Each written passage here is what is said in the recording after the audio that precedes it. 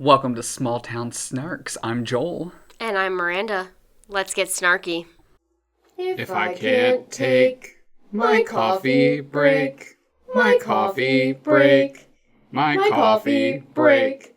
If I can't take my coffee break, something inside of me dies. That's right.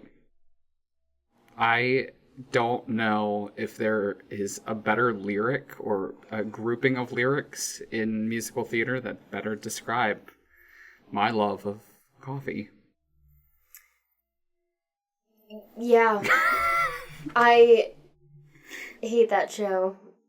Oh, you're spoiling the episode, Miranda. You're spoiling Well, it. we're in it. They clicked play. We haven't gotten to the question yet. If you couldn't tell, we're back. We're back. And we're here to discuss a follow-up to our previous episode. We're here to discuss our least favorite things. Yep. Musical theater and otherwise. And life. And life. I don't have... Well, that's a lie. I have a lot of things that are my least favorite, which is, kind of just the way that it goes. But I've got a lot of feelings, and I know you do too. Oh, yeah. A lot of feelings. Yeah. About things I don't like. Mm-hmm. We're both very vocal about those things too, which is mainly to each other. Yeah, for the most part, yeah. Yeah. Or anyone who will listen. Who will listen. Which, I mean, if you're listening to this episode right now, congratulations, you're one of those people. Yep. I mean, we are here to spill tea. Mm-hmm. Like, if you don't like hearing us gossip and complain, you're in the wrong place. We have a lot of hot takes. We do.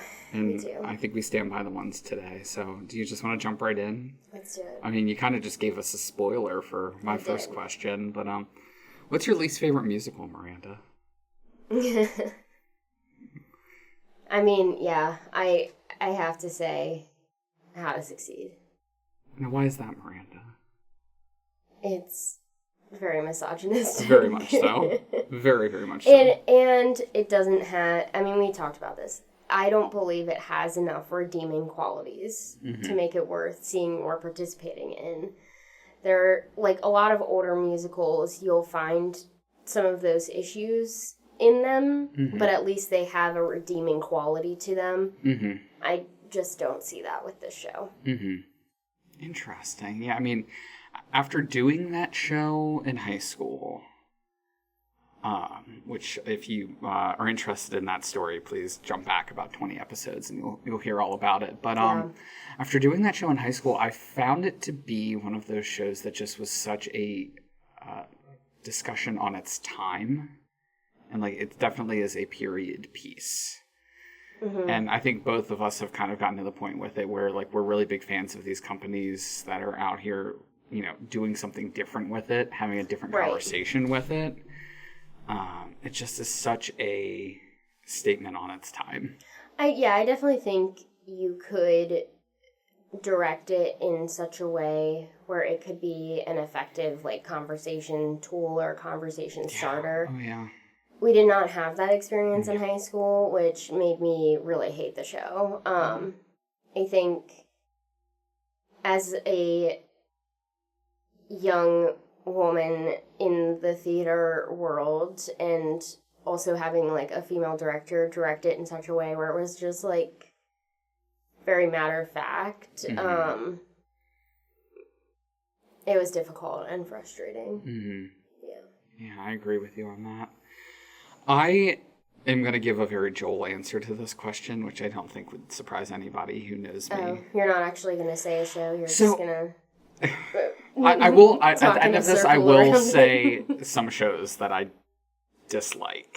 But what I'm going to say is, I feel like every piece of musical theater that's ever been created has a statement and has a time, and the reason why we know about it is because it has broken into the universe on the backs of people who are fans of that story.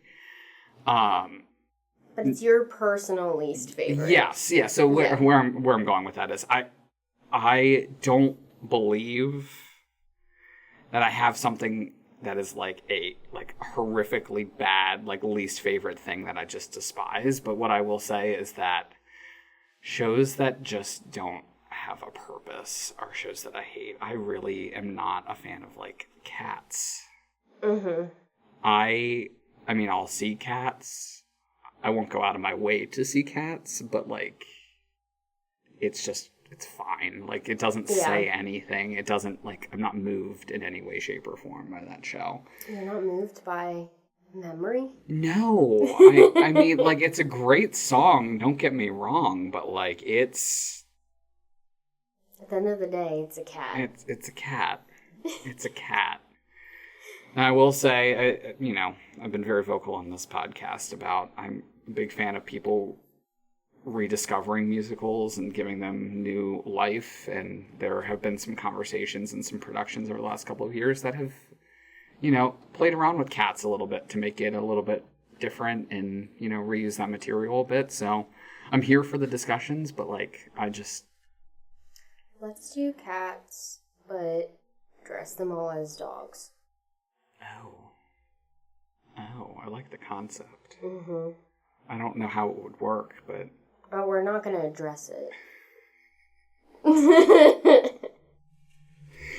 I saw there was a production somewhere around, probably somewhere in the United States, I don't even know, but they turned it into, like, a Western. Western cats or Western people performing cats? like cowboys, like Western, like that style, which I thought was... But are they still cats? Yes. So they're cowboy cats. Correct. I have to see if I could find this. Please do. It's Oh, we should do Oklahoma, but dress them all as cats. Oh. And not address it. I just like to say that overall, I just really love when a musical says something and I get to take something home, like, in my mind of, like, a lesson learned or something from a show. Cats, you just don't get that. I also don't believe that shows should be 2.5 to 3 hours long if I'm not going to get something out of that. You're not going on a journey. Correct. If I'm dedicating my time to this story, make it worth my time.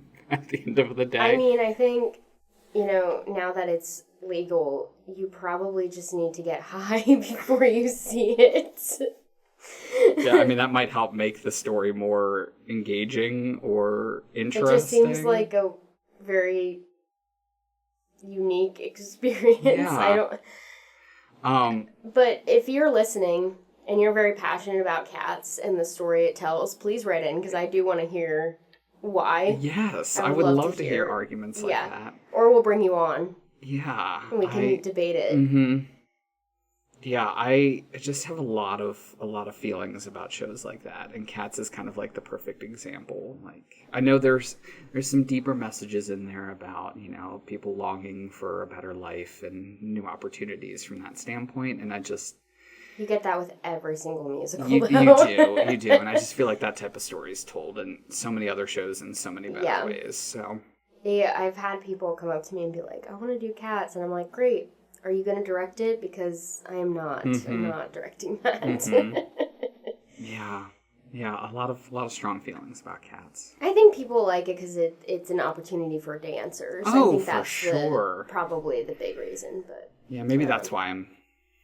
Some of the music's fun. The music is fun, but yeah, the choreography, I'm just like, I'm not a choreographer by any stretch of the imagination. I can help encourage people to move in a certain way, but...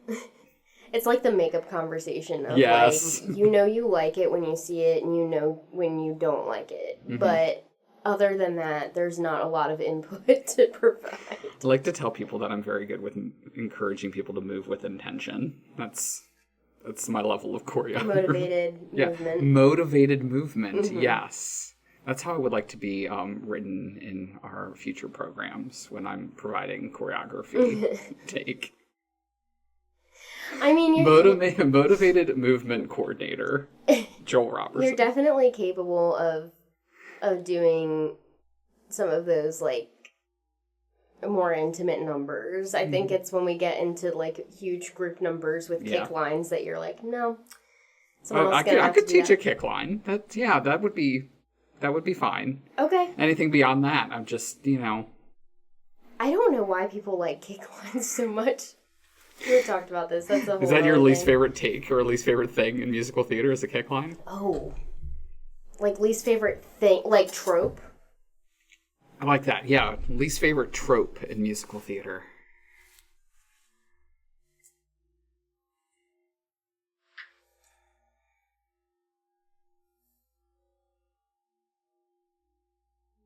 Oh, That's a good question. we've got Daryl humming the Jeopardy music in the background. If you can't hear it, listeners. Least favorite trope. Yeah, do you have an answer? I really hate. I like to consider myself someone who is very passionate about character development, and there's been this like trend over the last few years where people are not being intentional about their character development, and they're overacting, and it's overacting in the hopes of providing a deeper like emotional thing or feeling from your audience, and it just doesn't work. And it's either people overacting or people giving absolutely nothing as far as character is concerned. But I would say my least favorite trope is overacting. There's certain people that you can think of in like the grander scale of musical theater that are guilty of this. I will say something I should have said for least favorite musical. I am not a big fan of Dear Evan Hansen, for example. But an example of someone overacting would be the lead in Dear Evan Hansen in the movie. I just thought that was just so. It was bad. It was really, really bad for all sorts of different reasons. But like that particular performance was very much so overacting, and it just hurt my soul. There's a big difference between acting for the stage and acting for film. That too. Yeah. That too. I thought of mine, which are diva moments. Oh yeah. You really do not like a diva moment. I don't. So diva moments are usually during I Want songs or 11 o'clock number songs, where like picture the lead of the show, could be male lead, female lead, whatever, in a spotlight, downstage center. Park and bark. Park and bark. And they have a big note. And on this big note, they're going to stretch their arms out really big, and they're going to raise their arms, and they're going to close their eyes while they're singing this big note. I hate that. You want them to look into your soul while they're singing. I do. I believe you lose a lot of performance when you close your eyes. I think there's a lot of acting and emotion that can come from your eyes. But also, when you do that, you're no longer telling a story. You're just saying, hey, everyone listen to how well I can hit this note. And you and I are very similar in the fact that we're both very story-driven when it comes to theater. And it doesn't serve the story, it serves themselves. And I think that's what bothers me so much about it. Now, it's a habit that a lot of actors have, especially younger actors, because they've seen it so many times. So it's not always an ego thing. Sometimes it's like, I've just seen it, and this is how I think you do it. And then they come in here, and I say, hey, open your eyes. What are you doing? And we talk about it. But I've always been successful at breaking that habit for people, at least with STS shows, because it's been something that's very important to me. Yeah. We've had this discussion so many times, and I've even gotten to the point where, like, I love an 11 o'clock number, and it's one of my favorite things to help people who have never performed one. Yeah. Like, to help them gain the skills to feel comfortable doing that, because it is a really uncomfortable thing to do, to just command a stage by yourself. 100%. And I think it's very easy to rest on that tendency of, like, closing your eyes, because you're out there, it's high pressure moment, you're, belting or singing this, power ballad, essentially. And it's a natural tendency. And, I've gotten to the point now where, like, I've included into my conversation when I'm helping someone work on an 11 o'clock number, I'll say to them, I'm like, okay, you're doing one thing that if Miranda watches you do this right now, she'll call you out on it immediately. Like, I don't even refer to it as something that I pull. Like, it bothers me as well, but I know it's something you're very passionate about, and it's always something that I bring up in the conversation now. So, yeah, it's one of those things that people just do. Well, and when I call it out, too, I try to make sure I'm like, hey, you need to be aware that you're doing this. Let's start breaking that habit. I mean, everyone has stuff like that. We were talking about another big one is shifting your weight back and forth on your feet. Oh, yes. It's but that's part of being a director is noticing those things and being like, hey, we can fix this and you can make your performance a lot more powerful. Oh, absolutely. Absolutely. It's a grounding thing at the end of the day, especially with the swaying of the, moving back and forth on your feet. It's finding the confidence and finding other ways to channel that energy. Exactly. Where it's not going to your feet. Exactly. So, yes. Yep. It's just one of those things that some people just have a tendency to do. And, I feel like what's really great about those two things in particular, they're also two of the biggest things that people get. They're skills that people get from musical theater and from theater in general that they can take out into the universe and into the world, into their professional life, as far as in a business setting, knowing how to focus your energy, how to feel confident standing in front of a group of people giving a presentation or whatever the case may be. And that's one of those big takeaway things that I always impress upon people as well, is that these are skills that you can take and use in every facet of your life. Exactly. How to fake confidence. Yes. That was something we were talking about at rehearsal last night. It was this idea of fake it until you make it. 100%. Use Rock of Ages as an example. We, with the end number, Don't Stop Believin', which is super fun number, that show is super exhausting and draining for the bulk of the performers, and by the time they get to that number, they're so tired. Yeah. And we just did a run through last night, and I, gave this speech of, I know you're exhausted, but you have to fake that you're full of energy and that you're having a blast. 100%. And it's something, that I got from my old cheerleading days, but the fake it till you make it is very, very important with any facet of life, not just theater. Oh, absolutely. Absolutely. And in that show in particular, you get to that last number and it's Don't Stop Believing. The audience has paid the big bucks to hear that song. They're there, they're ready for that number. My hot take is that's my least favorite song in the show. I believe that. I'm not surprised by that, because there's just so many big, great musical numbers in that show. And my favorite thing, and we'll just go off on a Rock of Ages tangent for a second, but I love the fact that show was written at the time when Don't Stop Believin' was coming back into it just had a resurgence, and I remember it was 2007, 2008, because everybody was listening to that song again, and I think it was on the coattails of Glee coming out, because they did that song in the first episode of Glee, I believe.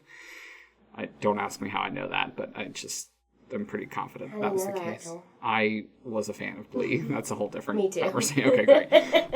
We can have a whole side episode of Glee. We should.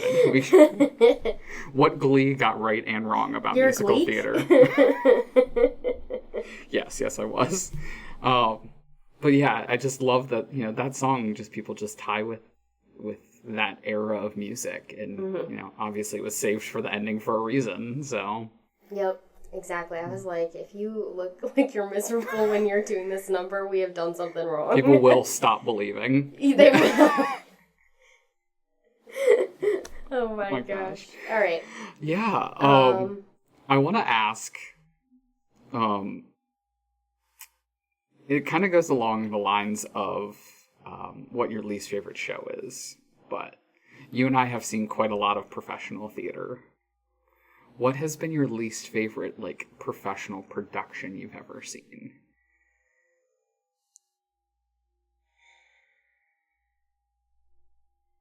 And professional can be defined in however you want to define it. Okay. Oh boy. Mm-hmm. You go first. Okay. I'm thinking. I saved a couple of these things out of my least favorite musical category because, again, I feel like if something has made it into like the professional realm, there's got to be something good to pull from it. But I have two productions that I saw on Broadway years ago that were arguably some of my least favorite theater I've ever seen. Okay. There was a very short-lived 2-month run of Dr. Zhivago musical, which, if anyone has seen the movie, the beautiful masterpiece that is Dr. Zhivago, the movie, stunning movie, great movie, beautiful music, like classic Hollywood, like movie. The musical, we walked in, we went to the first preview of Dr. Zhivago, and I'll never forget us walking in, and the one of the stage crew members came down from the booth and said, "I don't know what we're going to do. The show is currently running 4 hours long." It felt every minute of 4 hours, and this was a Broadway show, like big cast, like 4 stunning hours set. is way too long. It ended up being 3.5 hours long. Ooh. Mm-hmm. So was this a preview? Yeah, it was the first preview. First time they had done the show in front of an audience. Oh, boy. Uh-huh. Yeah, that show closed after about a month and a half, 2 months maybe. I don't remember the exact timing, but that was a really rough one. And then I also, this will be a hot take, especially for the Gen Zers and in the audience or listeners, but I saw the Lightning Thief musical on Broadway, and I really disliked it. It didn't belong where it was on Broadway. I have a lot of feelings about it, but those two shows in particular, Not a fan. not a fan. They were rough. I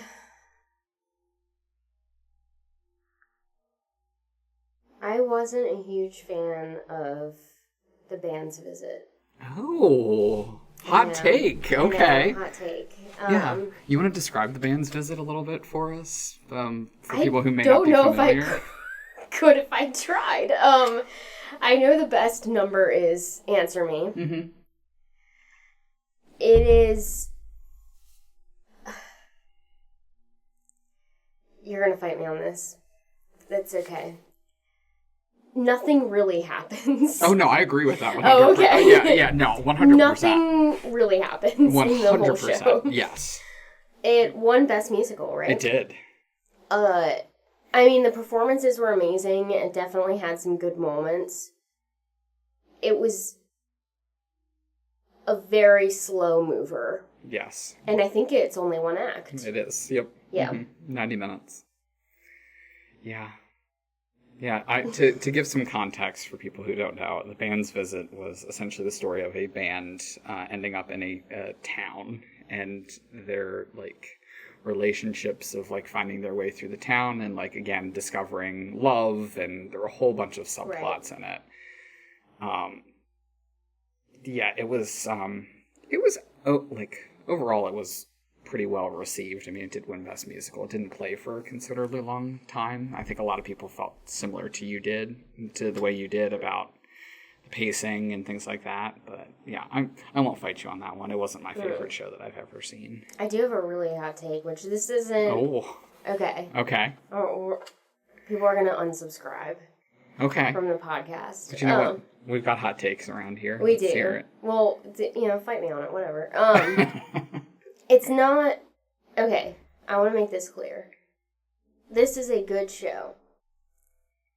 The hype of this show clouded my experience seeing it. Okay. Because the bar was so high. Yeah. It just couldn't meet it for me. Mm-hmm. And I also want to preface this was the same trip that I saw the Falsettos revival on. And I just fell in love with that show. And the next day, I saw Hamilton for the first time. Mm-hmm. It wasn't my favorite. Mm-hmm.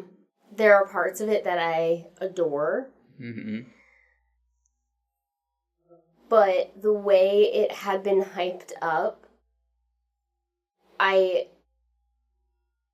I just remember, like, watching it and just being like, there's gotta be something that I'm missing here. Because everyone loves it so much, and I'm just not experiencing that feeling. Well, I would like to preface, because I know you and I both saw it within, like, a month of each other. And this was... I didn't remember that. Yeah, it was like October of 2016, somewhere Sure around was, there. for my Yeah, I think I birthday. went October 5th or something Yeah. like that. I only have that memorized because I had to wait 13 months to see it. But that was at the point in time where, like, the recording hadn't come out on Disney Plus, and, like, it was solely, like, word of mouth. Like, I feel like the cast album had come out, but that was about it. Yeah. So it was in those early days. It was hyped like crazy. Right, and being in the theater world, it was all you would hear about. Yeah, oh yeah. Really. Like, and I remember Book of Mormon being hyped and so much, and, like, I was really satisfied with that experience when I saw that show. And with Hamilton, it just wasn't what I expected it to be. And I think from a storytelling aspect, for me, you know, falsettos is right in my wheelhouse. Yeah. Like, tight show, complex story, all the things. Hamilton felt more fluffy, which is fine. But it just wasn't, I guess, what I wanted in that moment. Very glad I saw it, and, you know, like I said, great show. It just, for me personally, was overhyped. Yeah, I mean, I agree with the fluffy content, or, like, comment you made of, like, for a show that was so hyped up, there was a lot of that, like, just, like, a lot happening in that show. It's a very dense show. Yeah.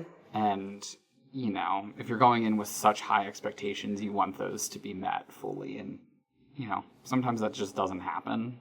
And it's clearly very successful. Oh, yeah. It's and it still is. going. Yeah. Yeah, I always think it's super funny to see what shows kind of make it out of the mainstream theater world and into, like, the greater, you know, media world. And, you know, that always fascinated me about, like, Hamilton, was that, like, the show, you know, wasn't just theater people that knew about it. Everybody knew about it. Everybody.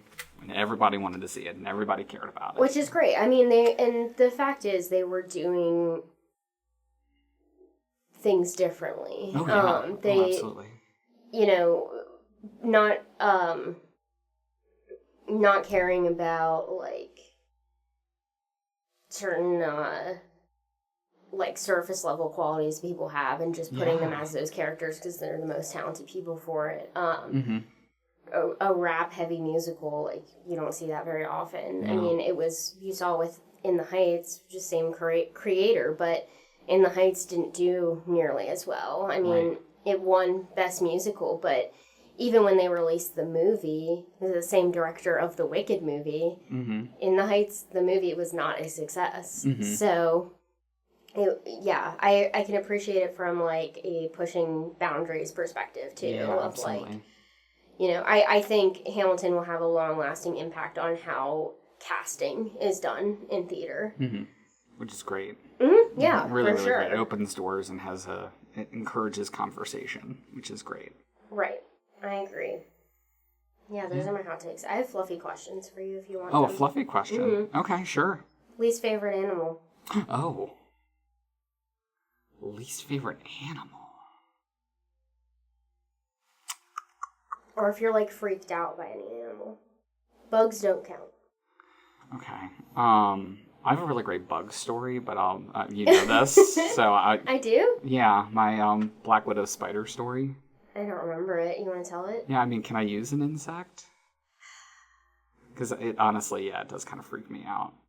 That's your let only me one. say, okay, I'll say the Black Widows. I'll say that in a moment, but well, no, that would still be an insect. Okay. I don't have a specific animal, but I have a type of animal that freaks me out.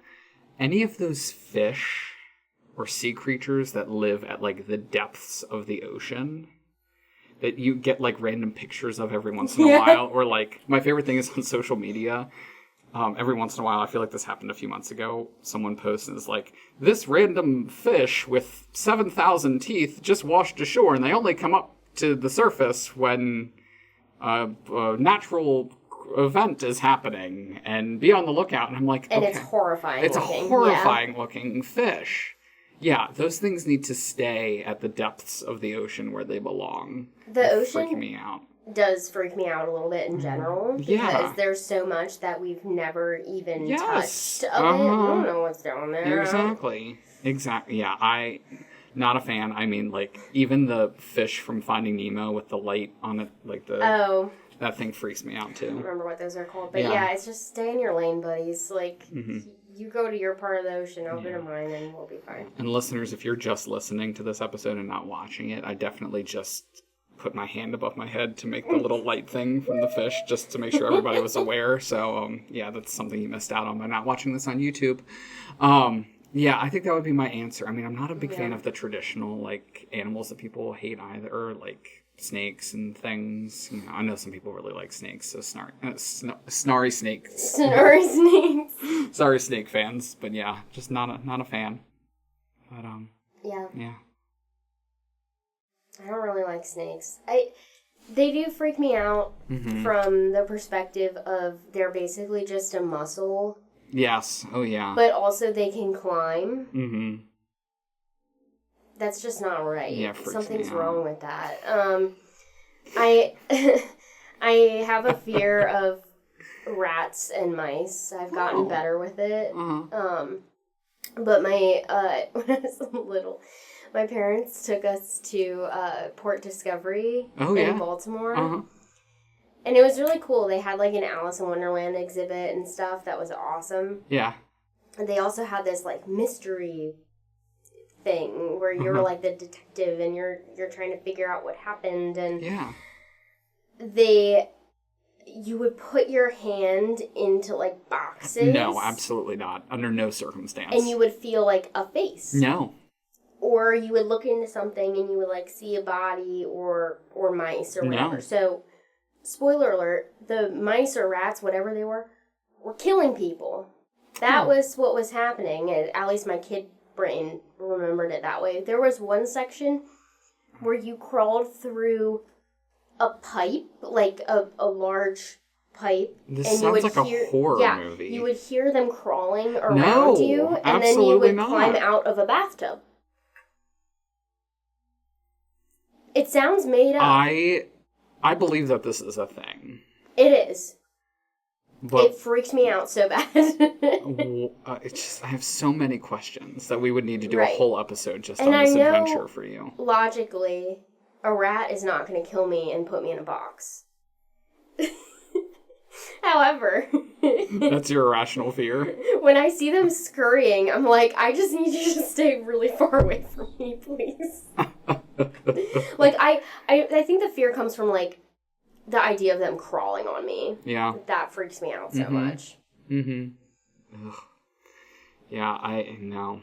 Absolutely not. Now I have my own irrational fears about stuff like that. I'm going to have to, like, find some pictures online to show you, because that was ridiculous. I want to know that this is a real thing. Kids crawling through these pipes, traumatizing them, like...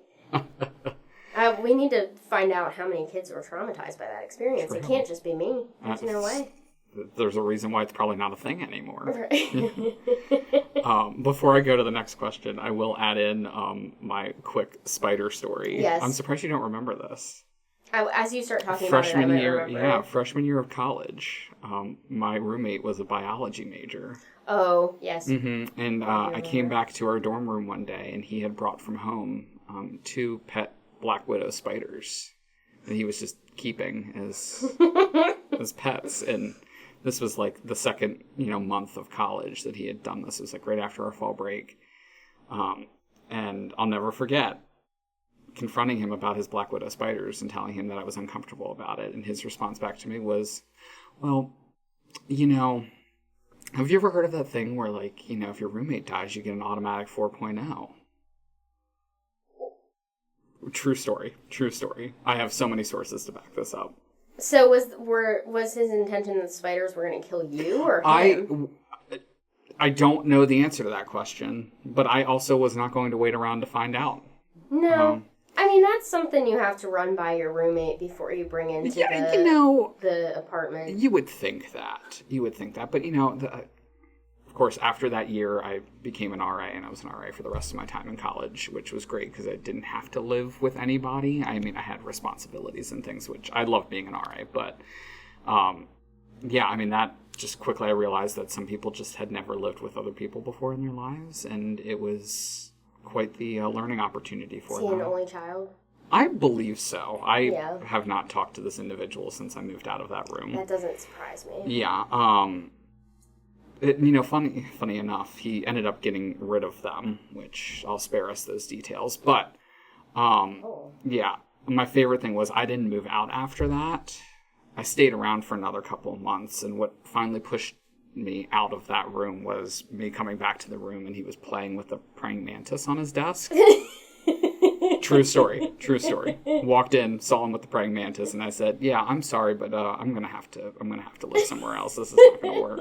That's amazing. Yeah, it was quite the experience in college. But yeah, listeners, if you're hearing this and you want to know more, please, I will tell that story to anybody. We still bring it up at family events because I remember calling my parents and they, were like, "Do I need to drive up there because we need to handle this?" And I'm like, "No, I need to figure it out on my own because I'm an adult now." My way of handling it was just, I'll just sit here for another couple of months and it'll be fine.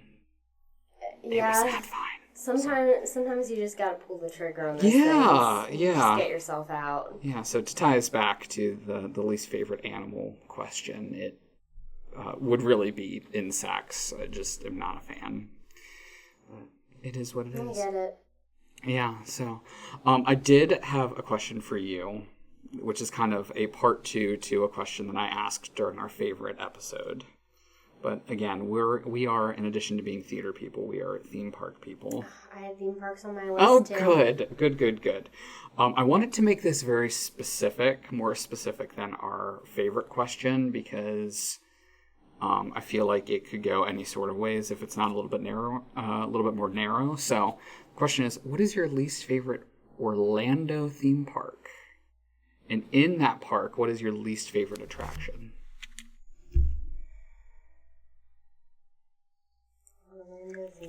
Orlando theme park. I can think of least favorite rides, but park is difficult. Mm-hmm. Probably Animal Kingdom. Okay. If I had to pick one. Least favorite ride there.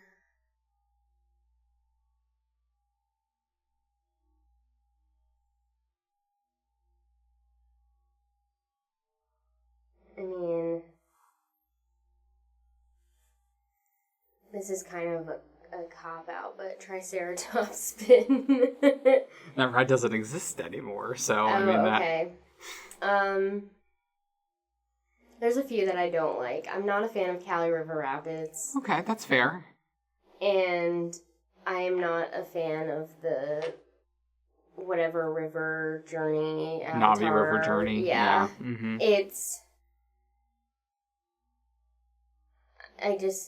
You float along and then you see a $30 million animatronic. And that may or may not be working. Correct. Yeah. Mm-hmm. Sometimes you just see a video of it. Mm-hmm. I don't like the Avatar IP in general. I'm kind of irritated that they're spending so much money in space and Disneyland to put stuff there. I wish they would have done like a more classic movie for that area. But I mean, Flight of Passage is fun. Mm-hmm.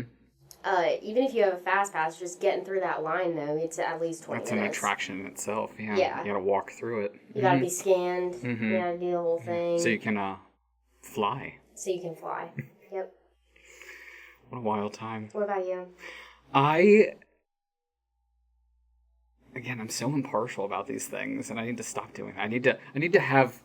You can have opinions. I need to have opinions, I know.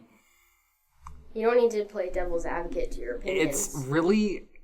It's going to be counter to what I said in the last episode, because I honestly think that my favorite ride is in a park that I'm a very big fan of, and also my least favorite ride is in the park that I don't like the most either. Like, that made no sense, what I just said.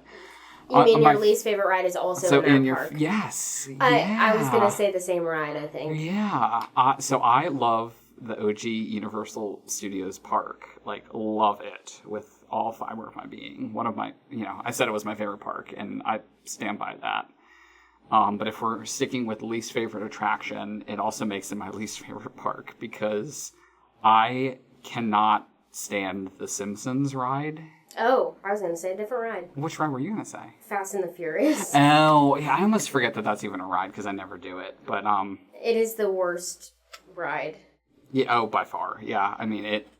It's not even a ride. It's so bad.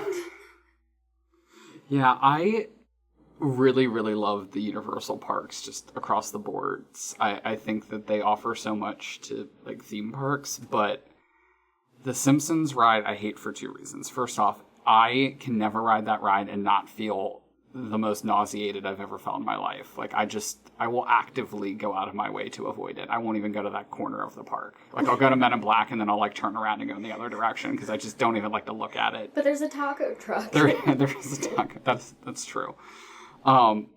It is the most nauseating ride ever, and I despise it. And then on top of that, it also used to be the Back to the Future ride, and anyone that knows me knows that I have an affinity for everything Back to the Future. But that was probably nauseating as well. Yeah, but if it was themed to Back to the Future, I probably would have gotten over it. I probably would have it probably would be my favorite ride. Like, hey, listen. Yeah. We're going to need to move past this. Well, okay. I'm going to fight you on this question because you didn't quite answer it the way you're supposed to. Uh-huh. If you have to pick a least favorite park and then your least favorite attraction in that park, what are you picking? This is going to be a hot take. It's so tough. It was your question, I sir. know. Oh, gosh. Oh my gosh. Okay. All right. Hot take. I'm ready. Hot take. Hollywood Studios. Okay. Used to be one of my favorite parks. Because all of the parks are my favorite parks. But Hollywood Studios. Least favorite attraction at Hollywood Studios. Rock and Roller Coaster. Oh. Mm-hmm. I disagree with you. It's a hot take. It is a hot take. Mm-hmm. I would have put Toy Story Mania over. I love Toy Story Mania. My arm gets tired. Mm-hmm. And I never win. Mm-hmm. My arm gets tired for nothing. Yeah. I hear you. I love a shooting game ride. I love it. Yeah. I could ride that ride all day long. I don't care if my arm would fall off, and I would still just want to keep What do playing we not like about Rock and Roller Coaster? I feel like that ride is such a long wait for such little enjoyment.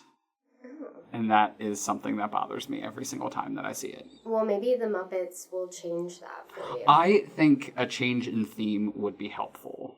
Yeah, I agree. From that standpoint. I mean, it needs a change in theme regardless. It just doesn't make a lot of sense for an Aerosmith ride to be there. Right, I think that's a big piece of it. And I also, just going back to the least favorite park, it used to be one of my favorites, but then they took out what I would refer to as the backbone of that park, which was Muppets Courtyard, and now there's no soul left, and that makes me sad. And Great Movie Ride. And Great Movie Ride. Yeah.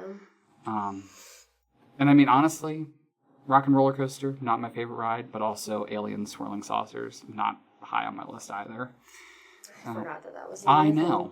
It's okay. Like, I'll ride it. I'll ride Rock and Roller Coaster. It's my least favorite of the two. Yeah. So, sorry I couldn't give a definitive answer. It's okay. I just love things.